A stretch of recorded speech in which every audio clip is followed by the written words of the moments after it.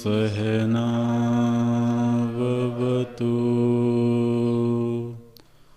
सहनौ भुनक्तु सह वीर्यं करवावहै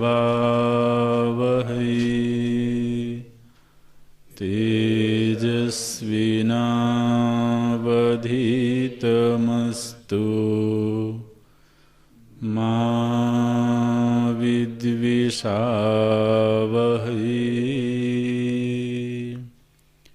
ॐ शान्ति शान्ति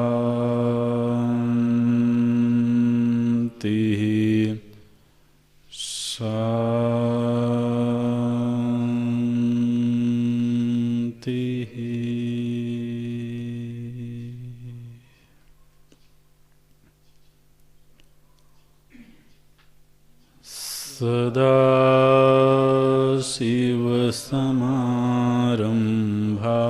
सदाशिवसमारम्भाम् शङ्कराचार्यमध्यमाम्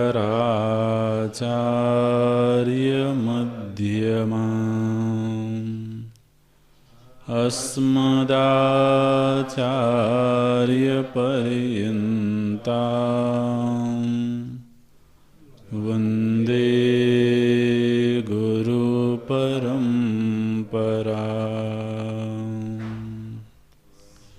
शङ्करं शङ्कराचार्यं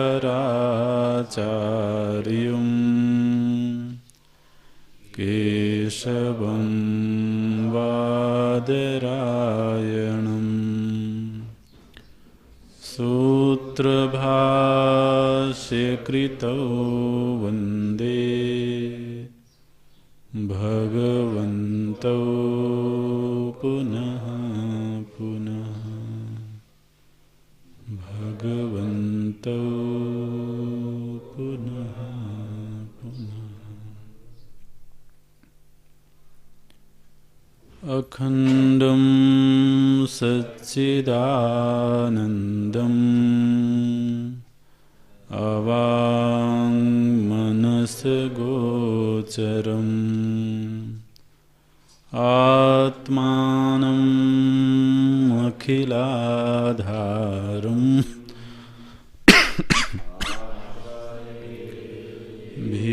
भीष्टसिद्धये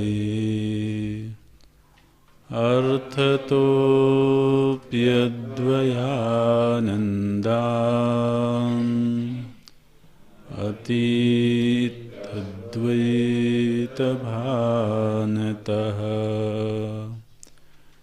गुरूणाराध्यवेदान्त सारम्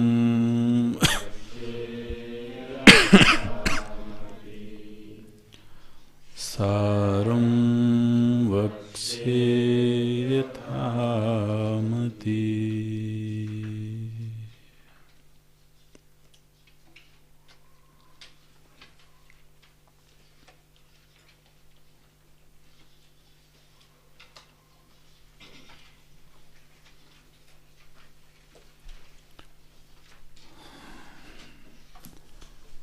अत्र गंगायां घोषः प्रतिवसति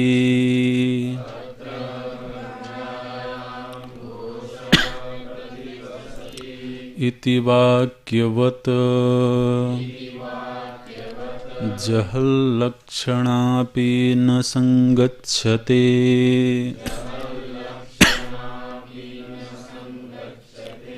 तत्र तु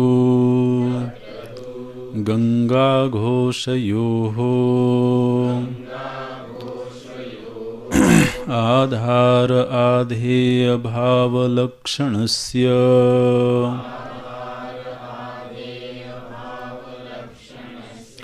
वाक्यार्थस्य अशेषतः विरुद्धत्वात् वाक्यार्थं अशेषतः परित्यज्य तत्संबंधीतिर्लक्षणाया युक्तत्वात् जहल्लक्षणा संगच्छते। अत्र तु परोक्ष अपरोक्षत्वादि विशिष्ट चैतन्यकत्वलक्षणस्य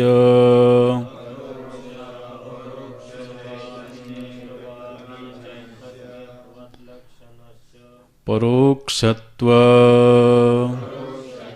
अपरोक्षत्वादि विशिष्ट चैतन्य एकत्वलक्षणस्य वाक्यार्थस्य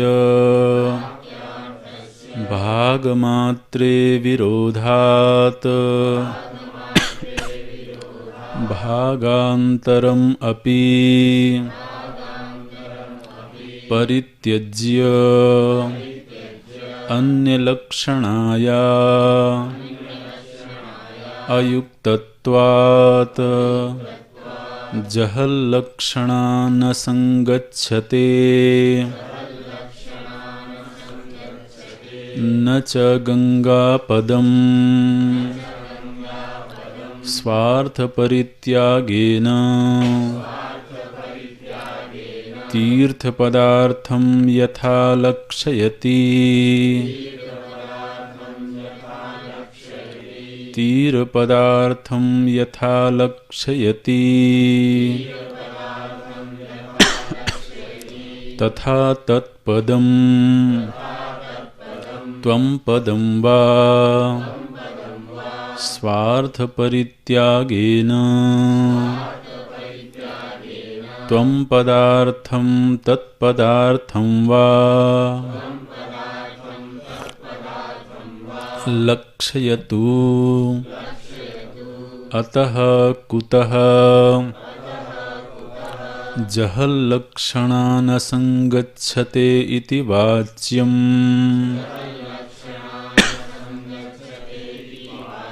तत्र तीर्थपदाश्रवणेन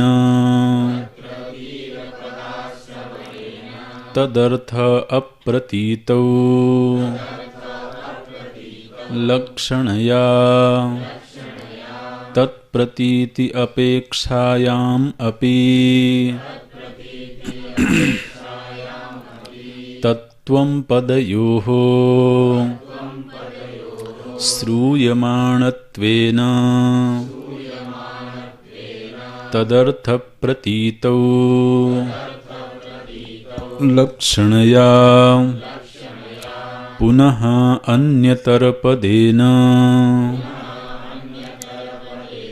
अन्यतरपदार्थप्रतीति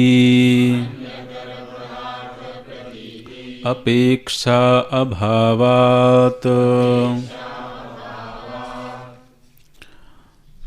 अत्र शोणो धावति इति वाक्यवत् अजहल्लक्षणापि न संभवति। तत्र शोणगुणगमनलक्षणस्य वाक्यार्थस्य विरुद्धत्वात् तद् अपरित्यागेन तद् आश्रय अश्वादिलक्षणया तद्विरोधपरिहार संभवात् अजहल्लक्षणा संभवति। अत्र तु परोक्षत्व अपरोक्षत्वादि विशिष्ट चैतन्य एकत्वलक्षणस्य वाक्यार्थस्य विरुद्धत्वात् तत् अपरित्यागेन तत्संबन्धिनः यस्य कस्यचित् अर्थस्य लक्षितत्वेपि तद्विरोधपरिहार असंभवात् अजहल्लक्षणा न संभवति इव अजहल्लक्षणा न संभवति एव न च तत्पदं त्वं पदं वा स्वार्थविरुद्धांश परित्यागेन अंशान्तरसहितं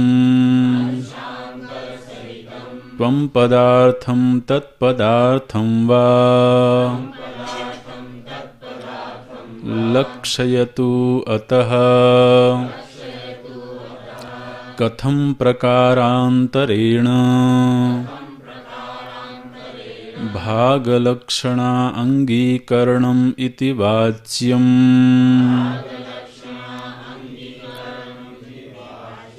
अंगीकरणम् इति वाच्यम् हे केन पदेन स्वार्थांशपदार्थन्तः उभयलक्षणया असंभवात् पदान्तरेण तदर्थप्रतीतौ लक्षणया पुनः तत्प्रतीति अपेक्षा अभावाच्च अपेक्षाभावाच्च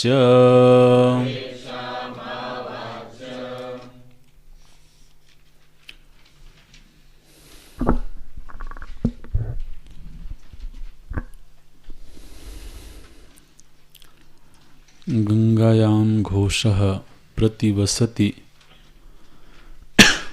इति वाक्यवत् जहल्लक्षणा अपि न संगच्छते। यह जो तत्त्वमसि महावाक्य है, इस महावाक्य के अर्थ का अनुसंधान करते समय लक्षणा के किस रूप का आश्रय लेना है, इसका चिंतन चल रहा है। क्योंकि लक्षणा 3 प्रकार की शास्त्रों में सुनी जाती है, जहल लक्षणा, अजहल लक्षणा, जहद अजहल लक्षणा। इस प्रसंग में पहली बात यह ध्यान में रखना है कि लक्षणा के अनुसंधान की आवश्यकता इसलिए पड़ी क्योंकि अभिधा से अर्थ की सिद्धि नहीं हो रही थी। माने वाच्यार्थ से जो अर्थ श्रुति बताना चाहती है वो अर्थ निष्पन्न नहीं हो रहा है। तो जब किसी वाक्य का अर्थ सीधे वाच्यार्थ से स्पष्ट ना होता हो, सिद्ध ना होता हो, तभी उसके लक्ष्यार्थ का अनुसंधान करना चाहिए। यदि वाच्यार्थ से अर्थ स्पष्ट हो जाए तो अनावश्यक रूप से लक्ष्यार्थ की खोज में जाने की आवश्यकता नहीं है। चूंकि यहाँ पर आचार्य ने जो वाक्य बोला है, इस वाक्य का सीधा अर्थ इतना है कि तुम वही हो, तत्त्वम् असि, वह तुम ही हो। अब ये वाक्य की दृष्टि से तो ठीक है, लेकिन वह तुम ही हो यह वाच्यार्थ से सिद्ध नहीं होता है, क्योंकि वह ईश्वर है और मैं जीव हूं। तो जब आचार्य ने कहा कि वह तुम ही हो, माने वह ईश्वर मैं ही हूं, ऐसा सीधे वाच्यार्थ से तो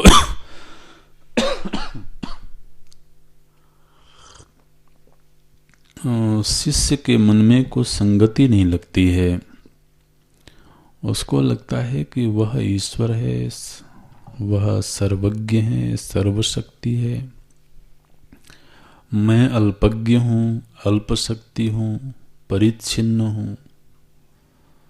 तो वह मैं हूँ ऐसा उसको सीधे वाच्यार्थ से बिल्कुल सिद्ध नहीं हो रहा है।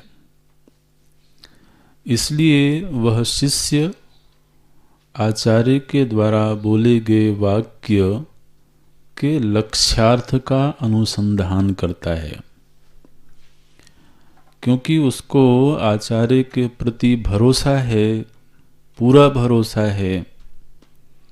अगर उन्होंने यह वाक्य बोला है तो वाक्य में त्रुटि नहीं हो सकती है, उनके वक्तव्य में त्रुटि नहीं हो सकती है। अब यह मेरा दायित्व है कि मैं उस वाक्य के यथार्थ को समझ लूं, उसका साक्षात्कार करूं। और जब चिंतन करने चला वह, तो वाच्यार्थ से उसको तो अभीष्ट की सिद्धि नहीं हुई। तब वह लक्ष्यार्थ का अनुसंधान करता है। अब जब लक्ष्यार्थ का अनुसंधान करेंगे तो उसमें वाच्यार्थ को साथ में रखना संभव नहीं होगा, ठीक है ना, क्योंकि वाच्यार्थ की संगति नहीं लग रही है। तो निश्चित रूप से वाच्यार्थ की संगति नहीं लग रही है, तो वाच्यार्थ को उसे छोड़ना पड़ेगा। माने एक ही वाक्य के दो अर्थ तो सिद्ध नहीं हो सकते हैं। या तो वो वाच्यार्थ को स्वीकार कर ले, और यदि वाच्यार्थ स्वीकृत नहीं हो रहा है, सिद्ध नहीं हो रहा है, लक्ष्यार्थ की खोज होगी, तो उसमें वाच्यार्थ को फिर छोड़ना पड़ेगा। तो चूंकि यह स्थिति है, इसलिए यह प्रश्न आया कि फिर इसमें जहल लक्षणा क्यों न लगाई जाए, क्योंकि लक्ष्यार्थ की खोज के लिए निकलना है तो वाच्यार्थ को साथ में नहीं रखा जा सकता है, तो वाच्यार्थ का त्याग कर दिया जाए, ठीक है ना। जैसे गंगायाम घोषः में गंगायाम का वाच्यार्थ इस वाक्य में सिद्ध नहीं हो रहा है, क्योंकि घोष और गंगा इन दोनों में आधार आधेय संबंध नहीं बन सकता है। और घोष है तो उसके स्थिर आधार की तलाश करनी है। आधार के रूप में गंगा सिद्ध नहीं हो रही है, तो गंगा का त्याग करना पड़ेगा, ठीक है ना। गंगायाम घोषः में गंगायाम जो शब्द है उसके पूरे वाच्यार्थ का त्याग करना पड़ेगा। गंगायाम का अर्थ है गंगा नदी में, तो इस पूरे वाच्यार्थ का त्याग करना पड़ेगा, क्योंकि घोषः का आधार गंगा नहीं बन रही हैं। अगर यह बोला जाता कि तटे घोषः अस्ति, तो इसकी सिद्धि वाच्यार्थ से हो जाती है। इसके लिए अन्य किसी लक्ष्यार्थ की तलाश की आवश्यकता नहीं है। लेकिन गंगायाम घोषः में आधार आधेय संबंध बनता नहीं है, इसलिए गंगायाम के वाच्यार्थ का त्याग करके और फिर लक्ष्यार्थ रूप तट को ग्रहण करना पड़ेगा। तो इसी तरह से जब आपने कहा कि तत्त्वमसि महावाक्य में वाच्यार्थ सिद्ध नहीं हो रहा है, तो आप वाच्यार्थ का त्याग कर दो, ठीक है ना। वाच्यार्थ का त्याग करके और जो लक्ष्यार्थ है उसका ग्रहण कर लो। तो ऐसा करने से जहल लक्षणा से इस वाक्य का अर्थ सिद्ध हो जाएगा। तो ऐसा करने में क्या आपत्ति है? तो ये मीमांसा हुई। ये प्रश्न, ये भूमिका को याद रखना, तो फिर ये प्रसंग थोड़ा सरल हो जाएगा। तो कहते हैं कि ऐसा संभव नहीं दिखता है, क्योंकि यहाँ वाच्यार्थ का पूरी तरह से त्याग नहीं करना है, नहीं हो सकता है। वाच्यार्थ के एक अंश का त्याग होगा, दूसरे अंश का त्याग नहीं होगा। तो उसमें केवल उसी अंश का त्याग होगा जो आपस में विरुद्ध हैं। परोक्षता और अपरोक्षता ये विरुद्ध अंश हैं, इसलिए इन विरुद्ध अंशों का तो त्याग करना होगा। लेकिन चैतन्य सामान्य है, उसी का ग्रहण करना है, इसलिए वो अविरुद्ध अंश है, उसका त्याग नहीं किया जा सकता है। तो इसलिए यहां जहल लक्षणा नहीं लगेगी। जहल लक्षणा क्या मांग करती है कि उसमें आपको पूरे वाच्यार्थ का त्याग करना है। जहल लक्षणा की शर्त ये है, जहल लक्षणा की ये शर्त है कि उसमें आपको पूरे वाच्यार्थ का त्याग करना है। अजहल लक्षणा की शर्त यह है कि उसमें वाच्यार्थ का बिल्कुल त्याग नहीं करना है, किसी भी अंश का।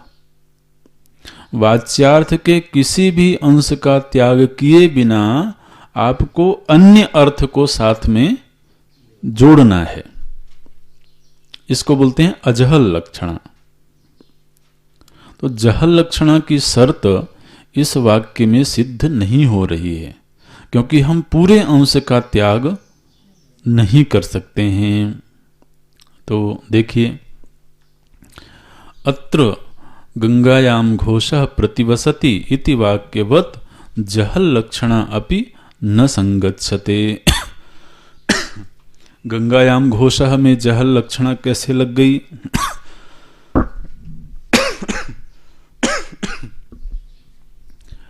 तो बोलते हैं तत्र तु गंगा घोषयोः आधार आधेय भावलक्षणस्य, गंगा और घोष में जो आधार आधेय भाव की सिद्धि हो रही है वह वाक्यार्थस्य अशेषतः विरुद्धत्वात्। गंगा और घोष में आधार आधेय की जो बात है वह पूरी तरह से विरुद्ध है, अशेषतः विरुद्धत्वात्। इसलिए वाक्यार्थम अशेषतः परित्यज्य, अशेषतः मतलब संपूर्ण, पूरा, इसलिए उसके वाक्यार्थ के समग्र का त्याग करके अशेषतः परित्यज्य तत्संबंधी तीर लक्षणाया युक्तत्वात्, उससे संबंधित जो तीर पद है, जो तट पद है, उसका ग्रहण करना युक्ति संगत लगता है। इसलिए इस वाक्य में तो जहल लक्षणा की सिद्धि हो जाती है। बिल्कुल सरल है, इसमें कोई बहुत कठिनाई नहीं है। किंतु अत्र तो इस महावाक्य में क्या दिक्कत है, बोलते हैं इसमें परोक्षत्व अपरोक्षत्वादि विशिष्ट चैतन्य एकत्व लक्षणस्य, यह जो परोक्ष चैतन्य और अपरोक्ष चैतन्य में एकत्व की सिद्धि इस वाक्य के द्वारा की जा रही है, इस एकत्व की सिद्धि में वाक्यार्थस्य भाग मात्रे विरोधात्, ठीक है ना। उनको लगता है कि कल बहुत स्पष्ट नहीं हुआ होगा, लेकिन वो दोहराना तो पड़ता ही है। तो बोलते हैं कि यहां पर तो भाग मात्रे मतलब केवल एक अंश, एक भाग में ही विरोध दिखाई देता है। वाक्यार्थस्य भाग मात्रे विरोधात्, आप क्या कहते हो, भागांतरम अपि परित्यज्य। तो अगर तो हम इसमें जह लक्षणा लगाएंगे तो जिस भाग में विरोध नहीं है उसका भी त्याग करना पड़ेगा, जबकि विरोध केवल एक अंश में है, समग्र में विरोध है नहीं। इसलिए भागांतरम अपि परित्यज्य अन्य लक्षणाया अयुक्तत्वात्,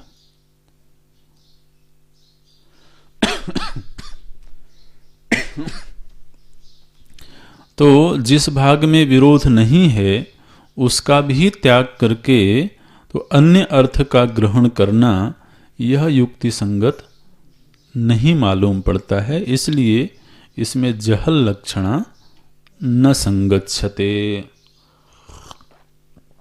इसमें जहल लक्षणा नहीं लग सकती है। बोले अच्छा, जहल लक्षणा नहीं लग सकती, कोई बात नहीं।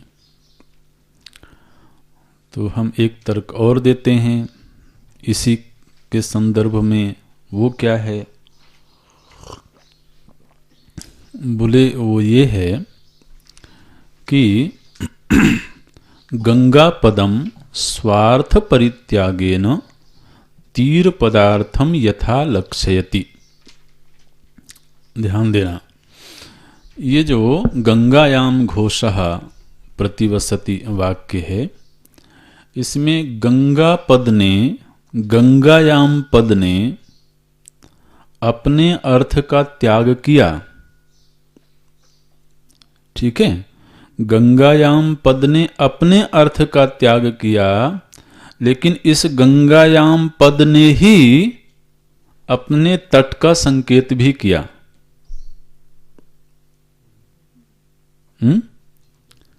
गंगा तट आप बोल रहे हैं ना, हाँ, तो गंगायाम के अर्थ का त्याग हुआ, लेकिन इस गंगायाम पद ने ही तट पद को लक्षित किया।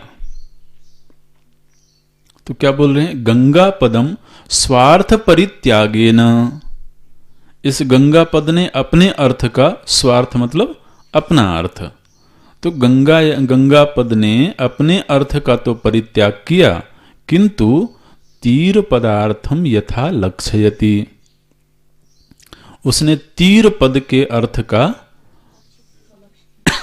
संकेत कर दिया, उधर लक्षित कर दिया। तथा ठीक इसी प्रकार से अगर हम कहें कि जो तत्पद है, तत्पदम त्वम पदम वा स्वार्थ परित्यागेन त्वम पदार्थम तत्पदार्थम वा लक्षयतु, अतः कुतः जहल लक्षणा न संगच्छते। ये पूर्व पक्ष के प्रश्न हैं इस तरह के। अगर हम ऐसा कहें कि भाई तत्पद का वाच्यार्थ सिद्ध नहीं हो रहा है, आप कह रहे हो, तो चलो उसने अपने वाच्यार्थ का तो त्याग कर दिया, लेकिन त्वम पद के अर्थ की ओर इंगित कर दिया। अपने अर्थ का त्याग कर दिया उसने, लेकिन त्वम पद के अर्थ की ओर लक्षित कर दिया, या कि त्वम पद जो था उसने अपने अर्थ का त्याग किया और तत्पद के अर्थ की ओर लक्षित कर दिया। तो ऐसा कहने में क्या दिक्कत है? उसमें क्या होगा कि तत्पद का पूरा वाच्यार्थ भी छोड़ दिया गया, ठीक, और तत्पद के अर्थ की ओर लक्षित कर दिया, तब भी जहल लक्षणा लग जाएगी। पकड़ में आ रहा है? जिस तरह से गंगा पद ने अपने अर्थ का त्याग किया, किंतु तट की ओर उसने इंगित किया, तट की ओर संकेत किया उसने, ठीक इसी तरह से जो तत्पद है वह अपने अर्थ का परित्याग कर दे, हमें कोई दिक्कत नहीं है, और त्वम पद के अर्थ की ओर इंगित कर दे, या कि फिर त्वम पद अपने अर्थ का त्याग करके तत्पद के अर्थ की ओर संकेत कर दे। तो इसमें पूरे उसके वाच्यार्थ का त्याग भी हो गया और लक्ष्यार्थ का ग्रहण भी हो गया। तो बोलते हैं न, शुरू में न आया था, हमने उसका उच्चारण नहीं किया था, तो वो न जो है इस प्रश्न के उत्तर के लिए है। आक्षेप क्या किया गया था कि लक्ष्यतु अतः कुतः जहल लक्षणा न संगच्छते, जहल लक्षण कैसे संग नहीं लग सकता है? तो उसका उत्तर दिया गया, शुरू में आया है वो न। तो ये संस्कृत की अपनी चाल होती है, तो कहाँ कौन सा शब्द लगाना है वो ध्यान में रखना होता है। ऐसा नहीं हो सकता है। क्यों नहीं हो सकता है? बोलते हैं तत्र तीर पद अश्रवणेन, इस वाक्य में तीर पद का उच्चारण नहीं हुआ है। गंगायाम घोषः प्रतिवसति, इसमें तीर पद का उच्चारण नहीं हुआ, तो तीर पद अश्रवणेन तद अर्थ अप्रतीतौ, चूंकि तीर पद का श्रवण नहीं हुआ है इसलिए उसके अर्थ की प्रतीति नहीं हुई। तीर पद अश्रवणेन तद अर्थ अप्रतीतौ लक्षणया तत्प्रतीति अपेक्षायाम अपि, इसलिए उस की खोज की आवश्यकता थी। तीर पद के अर्थ के खोज की आवश्यकता थी, क्योंकि तीर पद का उच्चारण नहीं होने से वाच्यार्थ में तीर पद का अर्थ नहीं मिला था। जब गंगायाम घोषः प्रतिवसति ऐसा कहा गया, मान लीजिए किसी ने पहली बार ये वाक्य सुना, गंगा में घोष रहता है, तो उसके मन में तट का स्फुरण होगा क्या? नहीं होगा। क्यों नहीं होगा? क्योंकि तीर पद उसमें नहीं आया।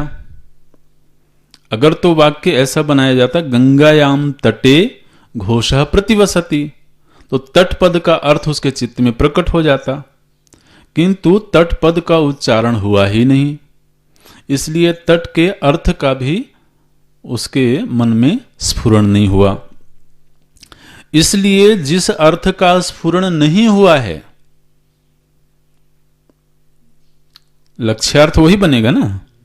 जिस अर्थ का स्फुरण नहीं हुआ है उसको खोजने के लिए वाच्यार्थ का त्याग किया गया और लक्ष्यार्थ की खोज की गई। तो इसलिए तीर पद अश्रवणेन तद अर्थ अप्रतीतौ लक्षणया तत्प्रतीति अपेक्षायाम, तो लक्षणावृत्ति से उस अर्थ के अनुसंधान की जरूरत है, अपेक्षा है। इसलिए गंगायाम के वाच्यार्थ का त्याग किया गया और तीर पद का अनुसंधान किया गया।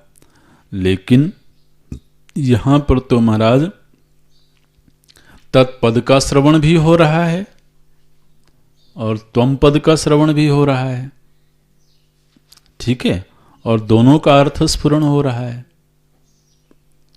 प्रश्न को समझना, प्रश्न समझ में आएगा तो उत्तर स्पष्ट होगा। प्रश्न ये था कि गंगायाम के उच्चारण करने पर आप कह रहे हो कि गंगा अर्थ ठीक नहीं लग रहा है, तो इस गंगायाम ने तट का संकेत कर दिया। ठीक इसी तरह से जो तत्पद है वह यदि अपना अर्थ नहीं दे पा रहा है, उसके अर्थ की सिद्धि नहीं हो रही तो इस तत्पद के द्वारा त्वम पद के अर्थ की ओर संकेत किया गया। ऐसा कहने में क्या दिक्कत है? तो बोले ऐसा कहने में दिक्कत यह है कि वहां पर जिस अर्थ की ओर इंगित किया गया था वह वाच्यार्थ से प्राप्त नहीं हुआ था, किंतु यहां पर तत्पद का भी उच्चारण हो रहा है और त्वम पद का भी उच्चारण हो रहा है। तो आप ये कह रहे हो कि त्वम पद का उच्चारण होने पर जो अर्थ मिला है वही अर्थ तत्पद के उच्चारण से भी लो, ठीक है। तो एक ही अर्थ को आप दो वाक्यों से, दो पदों से देना चाह रहे हो। अरे भाई, जब त्वम पद का उच्चारण हमने किया और उसका अर्थ प्रकट हो गया, तो वही अर्थ लक्षित करे कौन? तत्पद। ये तो बिल्कुल भी संगति नहीं लगती है। बोलते हैं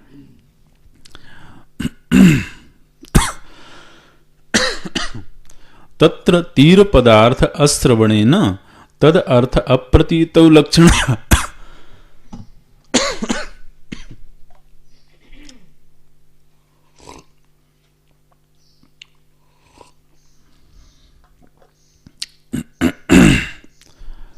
तत्प्रतीति अपेक्षायाम अपि तत्त्वं पदयोः श्रूयमाणत्वे।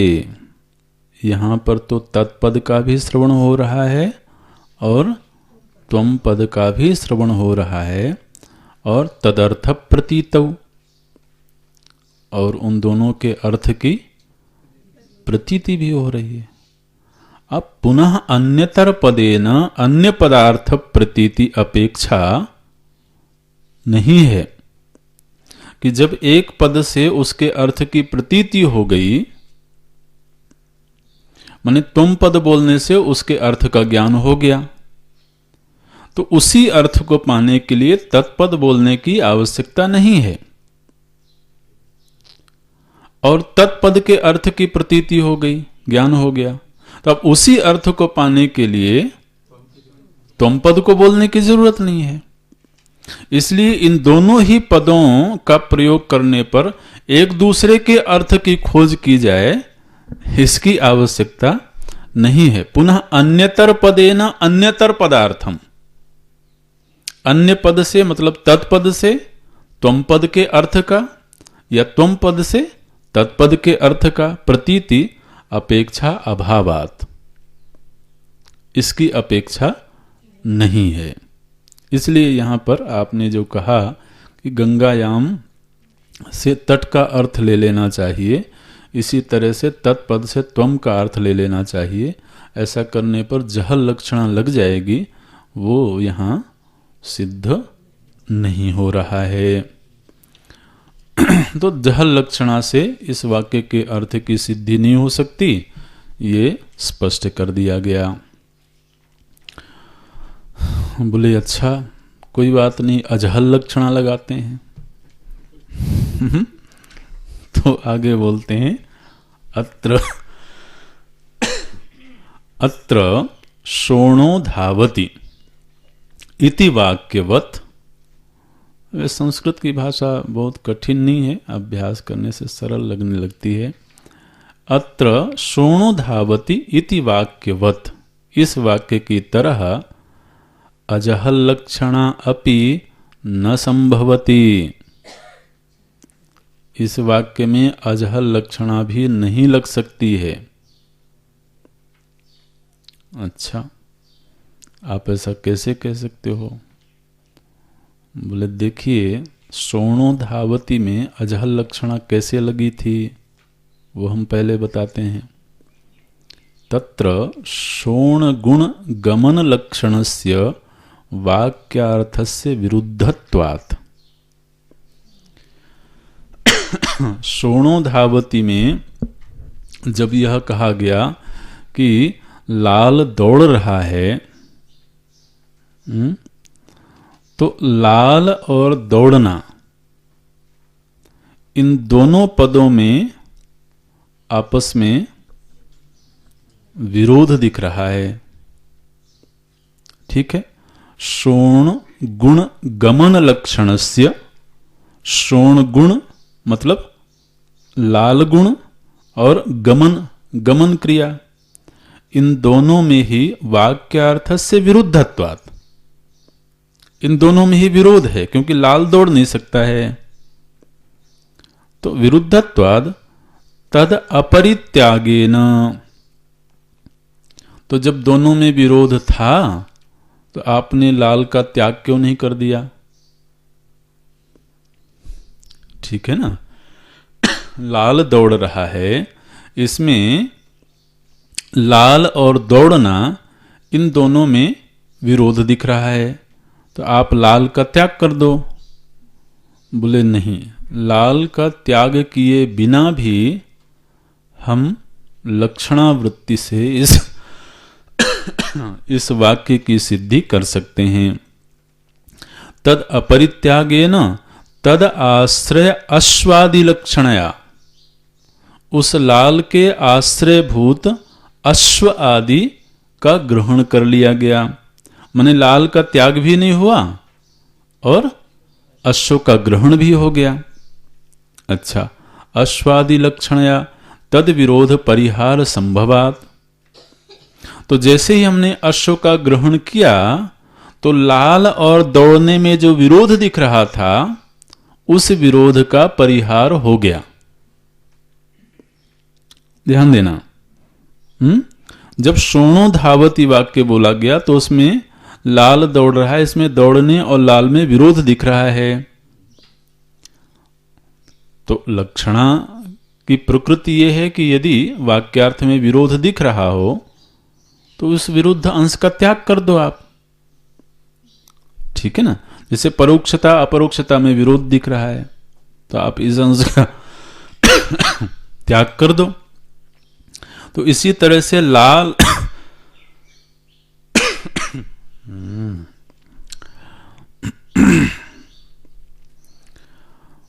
लाल और दौड़ने में विरोध दिख रहा है तो लाल का त्याग कर देना चाहिए था, किंतु हमने लाल का त्याग किए बिना जब अश्व का ग्रहण किया तो उससे लाल और दौड़ने इन दोनों में जो विरोध दिख रहा था उस विरोध का परिहार हो गया।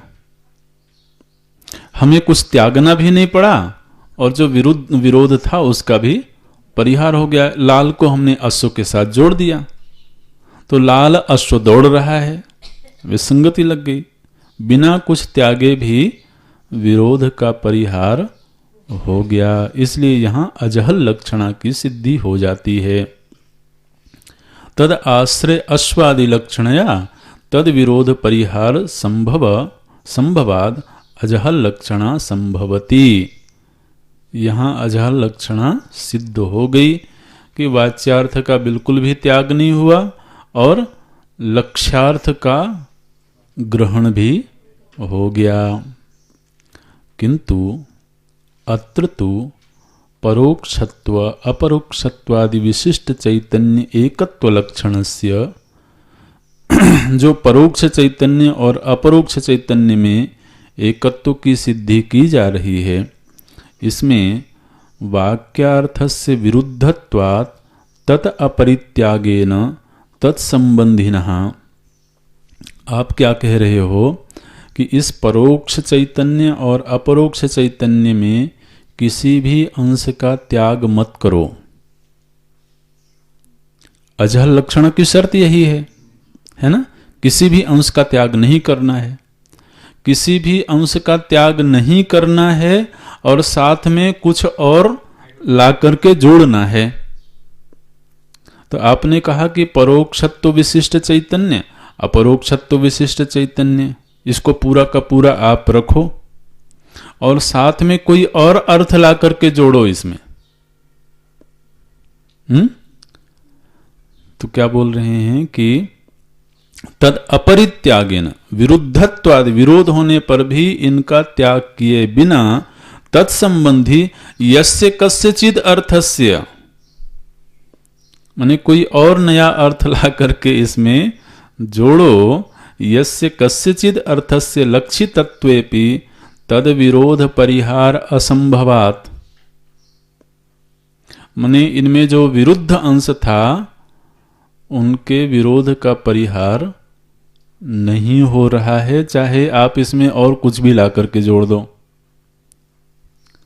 लाल में तो आपने अश्व को जोड़ दिया था, तो लाल दौड़ रहा है, इसमें जो विरोध था उसका निवारण हो गया।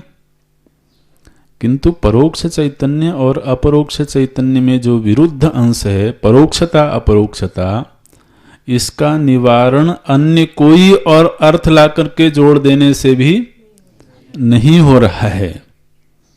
इसलिए जो विरुद्ध अंश है वो तब भी बना रहेगा जबकि इसमें कुछ ला करके जोड़ दिया जाए।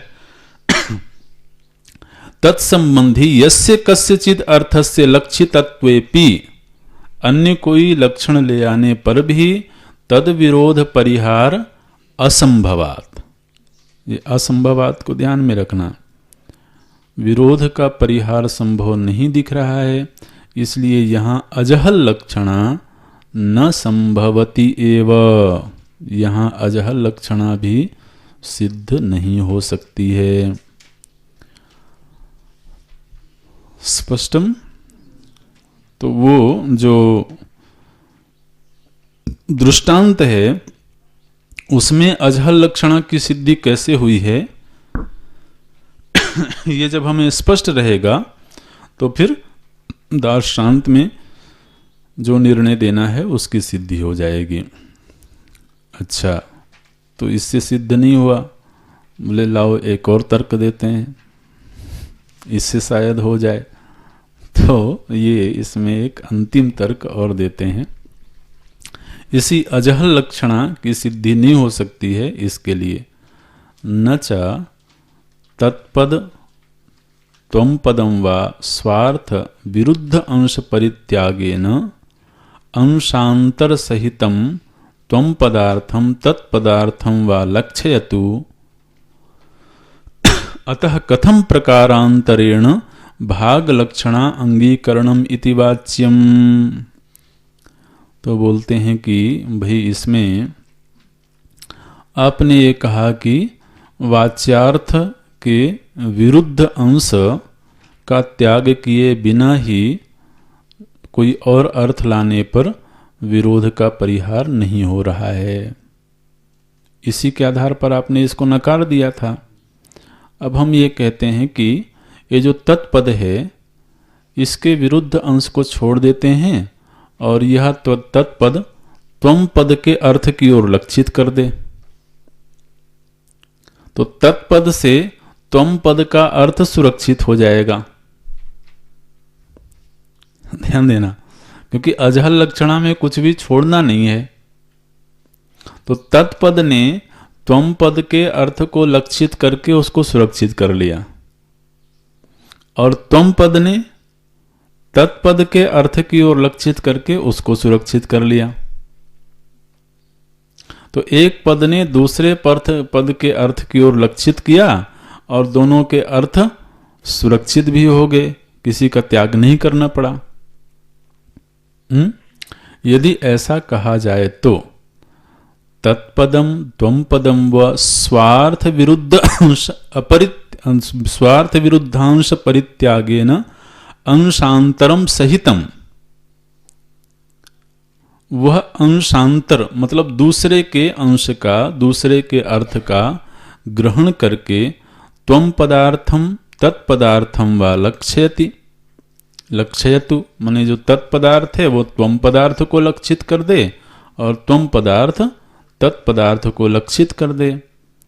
ऐसा करने पर किसी का त्याग भी नहीं होगा, और भाग लक्षणा अंगीकरणम इति वाच्यम, तो जो उसका अंश था उसका अंगीकार भी हो जाएगा, उसका ग्रहण भी हो जाएगा, कुछ भी त्यागना नहीं पड़ेगा। ऐसा करने पर भी अजहल लक्षणा की सिद्धि नहीं होती है। क्यों? क्योंकि एकेन पदेन स्व अर्थांश पदार्थ अंतर उभय लक्षणाया असंभवात। बोले एक ही पद दोनों पदों के अर्थ को लक्षित करे, इसकी कोई आवश्यकता नहीं दिखाई देती। एक पद अपने ही अर्थ का लक्षण करे, या तो त्यागना हो तो उसी के अर्थ का त्याग किया जाए। माने आप इनको ऐसे संबंधी बनाना चाह रहे हो कि भैया तुम जरा मेरी कमी को पकड़ के सुरक्षित रख लो और मैं तुम्हारे कमी को पकड़ के सुरक्षित रख लेता हूं, तो दोनों मौज में रहेंगे। ऐसा होता है ना, बजाय एक दूसरे की कमी को दूर करने के, तो आपने हमारा संरक्षण किया, हमने आपका संरक्षण किया और बात बन गई। बोले इसमें दोनों का ही हित नहीं है, इसलिए एकेन पदेन स्व अर्थांश पदार्थ अंतर उभय लक्षणाया असंभवात पदांतरेण तदर्थ प्रतीतौ लक्षणया। एक पद से उसके अर्थ की प्रतीति हो जाती है, तो उसी पद से दूसरे के अर्थ की भी खोज की जाए। ऐसा पुनः प्रतीति अपेक्षा अभावात, पुनः उसके प्रतीति की अपेक्षा नहीं दिखाई देती है। मैंने ध्यान देना, इसमें ये बात कही गई कि वहां पर तो लाल दौड़ रहा है, में लाल ने अपने अर्थ का त्याग नहीं किया, ठीक है, और साथ में उस लाल ने ही अश्व को भी ला करके जोड़ लिया, ठीक। तो अश्व को ला करके जोड़ लिया, तो लाल का दौड़ने के साथ जो विरोध था उस विरोध का परिहार हो गया। इसी तरह से क्या कह रहे हैं कि जो तत्पद है वह अपने अर्थ का त्याग ना करे, ठीक, और साथ ही वह त्वम पद के अर्थ को भी ला करके जोड़ ले। या जो त्वम पद है वह अपने अर्थ का त्याग न करे और साथ में तत्पद के अर्थ को भी ला करके जोड़ ले, तो इससे त्वम पद के अर्थ में जो विरोध दिख रहा था उस विरोध का परिहार हो जाएगा। बोले भैया जब तत्पद और त्वम पद दोनों बोले जा रहे हैं तो एक पद दूसरे के अर्थ को भी पकड़ के लाए, ऐसी कोई आवश्यकता तो दिखाई देती नहीं है। तो यहां पर पूर्व में सिद्धांत ये दिया गया था कि तत्पद अपने वाच्यार्थ का त्याग कर दे और तुम पद के लक्ष्यार्थ को ले आवे, इसकी आवश्यकता नहीं है। यहां पर क्या कहा गया कि तत्पद अपने वाच्य का त्याग ना करे और तुम पद के अर्थ को ले आए, तो अजहल लक्षणा लग जाएगी। बोले नहीं, इसकी भी कोई आवश्यकता नहीं है, ये सब तो अनावश्यक खुराफात है। तो जब दोनों ही पद अलग अलग बोले जा रहे हैं तो इसलिए दोनों पद अपना स्वतंत्र अर्थ रखते हैं। एक पद से दूसरे अर्थ को खींच के लाना, इसकी कोई आवश्यकता नहीं दिखाई देती है। इसलिए ना तो यहाँ जहल लक्षणा की सिद्धि हो रही है न अजहल लक्षणा की सिद्धि हो रही है, बल्कि तस्मात् यथा सोयम देवदत्तः इति वाक्यम तदर्थः वा तत्काल एतत्काल विशिष्ट देवदत्त लक्षणस्य वाक्यार्थस्य अंशे विरोधात् विरुद्ध तत्काल एतत्काल विशिष्टत्व अंश परित्यज्य अविरुद्धम देवदत्त अंश मात्रम लक्षयति। तथा तत्त्वमसि इति वाक्यम तद अर्थः वा परोक्षत्व अपरोक्षत्वादि विशिष्ट चैतन्य एकत्व लक्षणस्य वाक्यार्थस्य अंशे विरोधात् विरुद्ध परोक्षत्व अपरोक्षत्वादि विशिष्टत्व अंशम परित्यज्य अविरुद्धम अखंड चैतन्य मात्रम लक्षयति। स्पष्टम? भाई ये तो सरल। कोई नहीं।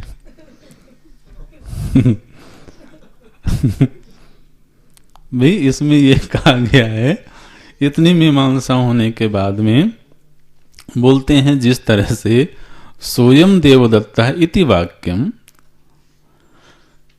सोयम देवदत्ता इस वाक्य में तद अर्थो वा, और इस वाक्य का जो अर्थ है यह वही देवदत्त है।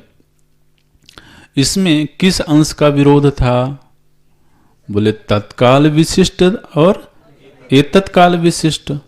तो तत्काल एतत्काल विशिष्ट देवदत्त लक्षणस्य वाक्यार्थस्य अंशे विरोधात्, केवल एक अंश में विरोध है, तो विरुद्ध तत्काल एतत्काल विशिष्टत्व अंशम परित्यज्य।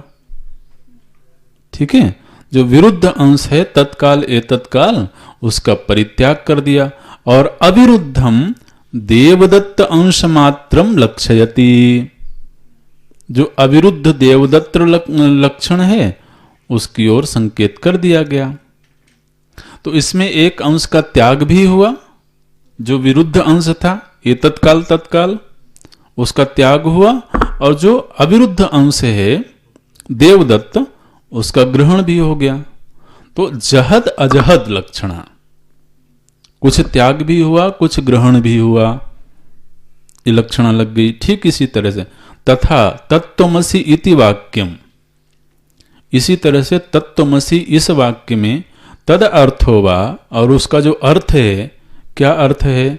परोक्षत्व अपरोक्षत्वादि विशिष्ट चैतन्य एकत्व लक्षणस्य। परोक्ष चैतन्य और अपरोक्ष चैतन्य में जो एकत्व की सिद्धि हो रही है, इस वाक्यार्थस्य अंशे विरोधात्, इसके केवल एक अंश में विरोध है, इसलिए विरुद्ध परोक्ष अपरोक्षत्वादि विशिष्ट अंशम परित्यज्य। परोक्षत्व अपरोक्षत्व रूपी जो विरुद्ध अंश है उसका परित्याग कर दिया, और अविरुद्धम अखंड चैतन्य मात्रम, जो अविरुद्ध अखंड चैतन्य मात्र है, निरुपाधिक चैतन्य मात्र है, उसकी ओर लक्षित कर दिया। और इससे महावाक्य के द्वारा अखंड अर्थ का बोध प्राप्त हो गया। तो इसमें तत्वम पद के अर्थ में जो विरुद्ध अंश था उसका त्याग हुआ, और जो अविरुद्ध अंश अखंड चैतन्य तत्व था उसका ग्रहण हो गया। और यही इस महावाक्य का तात्पर्य है, अखंड अर्थ का बोध करवा देना। तो इस तरह से यहाँ इस तत्त्वमसि महावाक्य के अर्थ का पूरी तरह से स्पष्टीकरण हो गया। ओम ओम पूर्णमदः पूर्णमिदं पूर्णात् पूर्णमुदच्यते पूर्णस्य पूर्णमादाय पूर्णमेवावशिष्यते। ओम शांति शांति शांति। हरि ओम। श्री गुरुभ्यो नमः।